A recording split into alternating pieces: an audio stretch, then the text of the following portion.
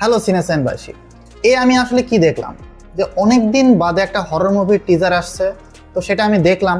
তো এতে আমি কিছুই পেলাম না, এমন একটা অবস্থা যে ভিএফএক্স এর যে কাজ প্রথম থেকেই চোখে লাগছিল, মনে হচ্ছিল যে ওয়েল পেন্টেড, গ্রিন স্ক্রিন পর্যন্ত সরায়নি।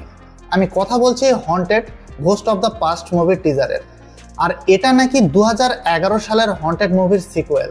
তো হন্টেড মুভিটা আপনি একবার দেখে আসুন, সেটা ব্যবসা সফল ছিল এবং সেটা কিন্তু দর্শকদের মাঝেও একটা এনজয়েবল একটা ফিল দিয়েছিল যারা হরর লাভার আছেন।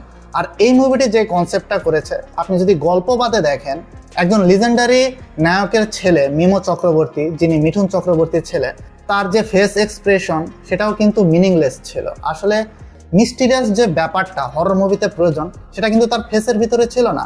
আপনি খেয়াল করলে দেখবেন যে প্রায় অনেক বছর আগে রাজ 1, 2 বা 3, আপনি খেয়াল করলে দেখবেন যে রাজ 3-তে ইমরান হাশমি এবং বিপাশা বাসু এবং সেই মুভির যে সকল কাজ ছিল সেটা কিন্তু খুবই ভালো ছিল। তো আজ থেকে 10-12 বছর আগে এ ধরনের মুভি প্রেজেন্টেশন করে আসার পরে 2025 সালে মাস ভাট কিভাবে এ ধরনের কাজ ডেলিভারি করে। আর ডাইরেকশন করেছে বিক্রম ভাট, লিখেছেও সে। যদিও বা গল্পটা কিন্তু একটু ভালো ছিল, যে একটি মহলে নায়ক গিয়ে পৌঁছলো তার বন্ধু বান্ধবীর সাথে, সেখানে রহস্য লুকিয়ে রয়েছে বা কোনো অভিশপ্ত আত্মা রয়েছে, একটা মেয়েকে বশ করে রেখেছে, সেটা নায়ক রিভিল করে এবং তার প্রেমে পড়ে যায়, হয়তোবা সে তাকে বাঁচাবেও।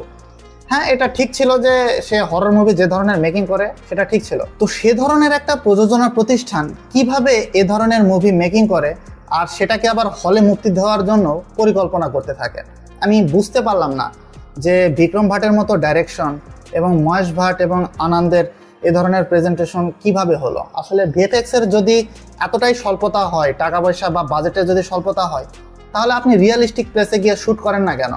এর আগেও যে ধরনের মুভিতে করে এসেছেন আপনারা সেটাই করেন।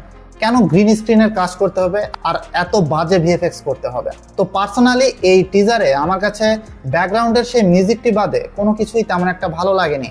আপনি যদি ভালো গল্পও দেন না কেন, যেটার টিজার, ট্রেলার এবং আদার্স যে সকল প্রমোশনাল এলিমেন্টস রয়েছে সেগুলো যদি হাইপি ক্রিয়েট না করতে পারে, এখানে কিন্তু তারা নতুন মুখ, তাদের নিজস্ব কোনো পাবলিসিটি কিন্তু নেই। তো সেদিক থেকে কিন্তু একটা ভালো হাইপ ক্রিয়েট করার জন্য কিন্তু ভালো মেকিং প্রয়োজন। সেটাই যদি না থাকে তাহলে আমরা মুভি দেখবই বা কেন, বা মুভি দেখতে যাব কেন? তো ভারতের দর্শকরা আমি জানি না এই বিষয়টাকে কিভাবে নিবে। পার্সোনালি আমার কাছে খুবই খুবই খুবই বাজে লেগেছে এই বিষয়টি, যে এত বড় প্রযোজনা প্রতিষ্ঠান এ ধরনের একটা মেকিং।